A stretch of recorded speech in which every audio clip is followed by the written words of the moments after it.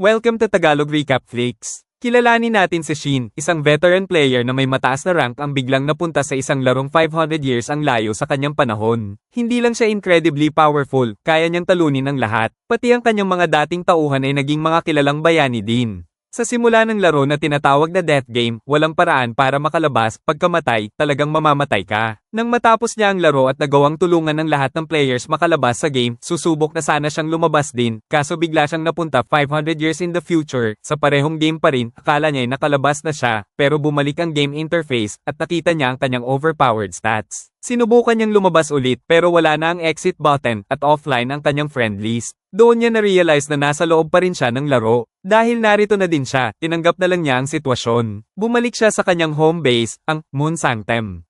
Isa din itong equipment store pero hindi niya kilala ang mga naroon. Pagdating niya, nakita niya ang tatlong lalaki na gustong kunin ang babae. Pero bago pa nila mailayo ang babae, may biglang sumulpot na baboy ramong halimaw. Takot na takot ang mga manyak at agad tumakbo. Akmang sasakmali na ng halimaw ang babae, pero dumating agad si Shin at agad na pinatumba ang halimaw. Matapos ang insidente, nagpasalamat ang babae sa ating bida. Ang babaeng hot chick na ito pala ay si Tira. Siya ang sales clerk sa Moon Sanctum at naghahatid ng mensahe sa kanyang master na si Shuni.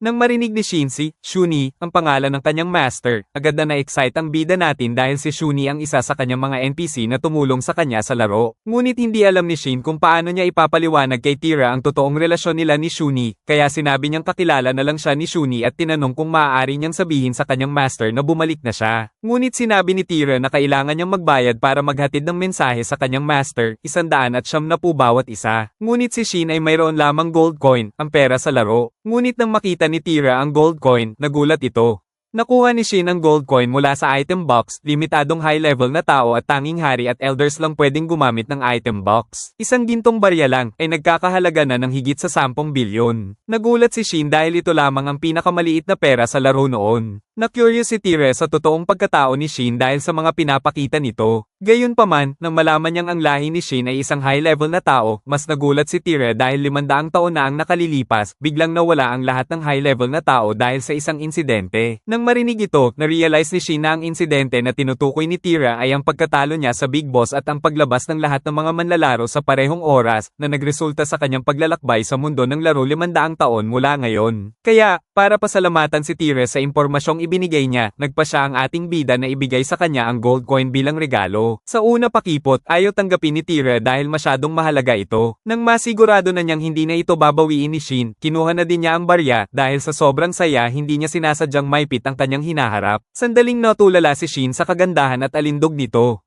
Biglang bawing sinabi kay Tira na ito ay dahil nakita niyang isang elf siya, kaya tiyak na magagamit niya ang gintong barya. Ngunit, si Tira ay isang elf na may sumpa.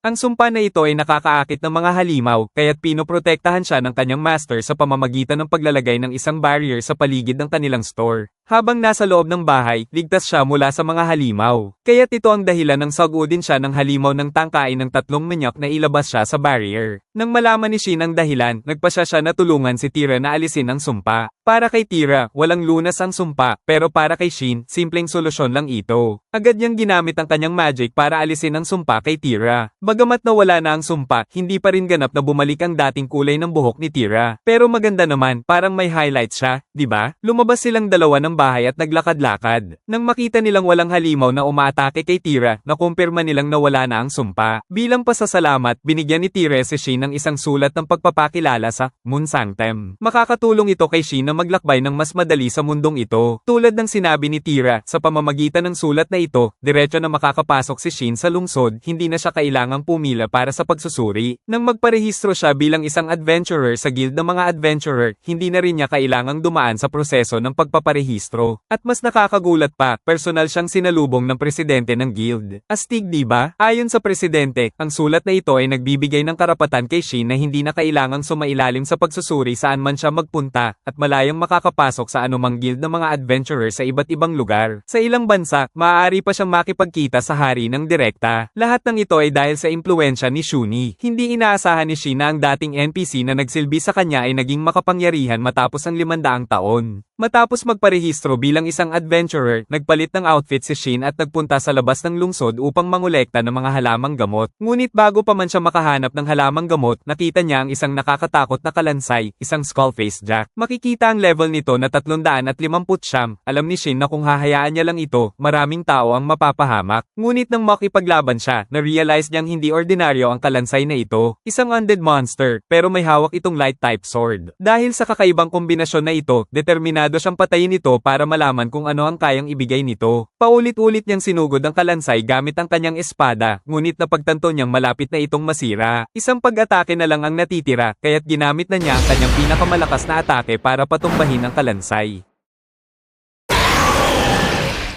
Pagkatapos niyang matalo ang kalansay, nahulog ang isang hiyas. Sayang nga lang at napalipad ng kanyang pag-atake ang light type sword. Hindi alam ni Shin na ang espada ay lumipad patungo sa palasyo at nahulog sa harap ng prinsesa. Ang prinsesa ay nag-utos ng pag-aaral sa espada at paghahanap kung sino ang nagtapon nito sa palasyo. Ang espada ay may permanenteng magic ng liwanag at ang mga materyales na ginamit sa paggawa nito ay mas bihira kaysa sa pambansang kayamanan ng kanilang bansa. Nang malaman ni Shin ang nangyari, nahiya na lang siya at ngumiti. Nang bumalik siya sa guild ng mga adventurer, nalaman niyang ginawa na nilang priority case ang kalansay at nag-post ng isang misyon para sa lahat ng adventurer. Kaya't kalmado niyang ipinakita ang hiyas na nakuha mula sa kalansay bilang patunay na natalo na niya ito. Nagulat ang babaeng taga-guild dahil ang halimaw na dapat nilang talunin ng buong guild ay natalo lang ni Shin mag-isa. Nang malaman nila na ang antas ng halimaw ay 350, mas lalo silang nagulat dahil parang ang lakas ni Shin ay katumbas ng isang buong grupo. Para masiguro na hindi nagsisinungaling ang bida natin, dinala ng babae ang hiyas upang ma-examine. Habang kumakain si Shin, lumapit sa kanya ang isang lalaki. Ang ibang mga tao ay nakatingin sa kanya ng may takot. Ang lalaki ay may kakayahan na sumipsip ng buhay ng ibang tao. Dahil sa kakayahang ito, natatakot sa kanya ang mga tao. Dahil din dito, tinawag siyang vampire. Pero sa kabila nito, si Willem o Will ay isang solo adventurer na may malambot na puso para sa mga ulila. Nalaman ni Will ang tungkol kay Shin dahil palagi siyang nangangaso ng mga halimaw na hindi patay. Kaya't lumapit siya upang makilala ang bida natin. Habang kumakain ng mga kwek-kwek sa labas, nakita ni Shin ang isang batang babae na nakatingin sa kanya. Kaya't mabait niyang binigyan ng bata ng isang kwek-kwek. Ngunit sa sandaling iyon, dumating ulit si Will. Dumaan pala siya para kunin ang bata. Ang pangalan ng bata ay Millie at isa siyang ulila mula sa isang simbahan. Madalas siyang tumakas mula sa bahay ampunan. Ngunit habang nagpapalam ang dalawa, tumakbo pabalik ang bata at bumulong kay Shin na tulungan niya ang isang fox sa Northern Woods. Bagamat naguguluhan si Shin, nagpasya pa rin siyang pumunta sa Northern Woods. Ngunit bago iyon, pumunta muna siya sa Moon Sanctum upang magpadala ng mensahe kay Shuni. Inilabas ni Shin ang isang espada. Pinapasabi niyang kung naaalala pa nito ang espada, magkita na sila. Ang espada ay isang sinaunang artifact at ang kapangyarihan na nakapaloob dito ay napakalakas na hindi niya makontrol. Nang makita yun ni Tira, para bang hinihigop ang lakas niya. Nag-explain si Shin na ito ay dahil sa mga materyales na ginamit sa paggawa nito na naglalaman ng Black Death Dragon Fang, Ocean Thrasher Scale, at Elemental Tear. Nang marinig ang tatlong halimaw na ito, agad na naunawaan ni Tira dahil ang tatlong halimaw na binanggit ni Shin ay pawang mga matataas na halimaw. Pagkatapos, ibinigay ni Shin kay Tira ang ilang mga sobra at sinabing ipadala niya ito tulad na ginagawa niya dati. Para itong in-game mailbox, nagpapadala ng sulat kahit malayo. Nag-try din si Shin na direktang magpadala ng sulat kay Shuni kagabi, ngunit nabigo siya. Dahil ang mga bagay na ito ay kailangan munang matransfer sa totoong mundo, kailangan nila makita ang isa't isa upang may padala ang mga sulat. Pagkatapos makiusap kay Tira, nagtungo na si Shin sa Northern Woods. Bigla na lamang, isang paulit-ulit na babala ang kanyang narinig, Alice, Alice, Alice. Ngunit hindi natinag si Shin. Mabilis niyang natagpuan ang isang templo na may estatwa ng fox at sa loob nito ay natagpuan niya ang maliit na fox na sinasabi ni Millie. Sa kanyang pagsusuri, nalaman ni Shin na ang maliit na fox ay Nolason at sinumpa. Gamit ang kapangyarihan ng evolution, pinagaling ni Shin ang maliit na fox. Isang bagong banta ang biglang sumulpot, napakaraming halimaw ang papalapit ayon sa mapa. Isang hukbo ng mga kalansay ang sumalubong kay Shin paglabas niya ng templo pero madali niya itong napagtagumpayan. Matapos niyang lipulin ang mga kalansay, dalawang bagong halimaw ang sumulpot sa mapa na nagmula sa biglang pagbasag ng dalawang estatwa ng fox at naging dalawang malalaking unicorn. Ang kanilang level ay umabot sa 674. Agad na sinalakay si Shin ng dalawang fox gamit ang yelo at apoy.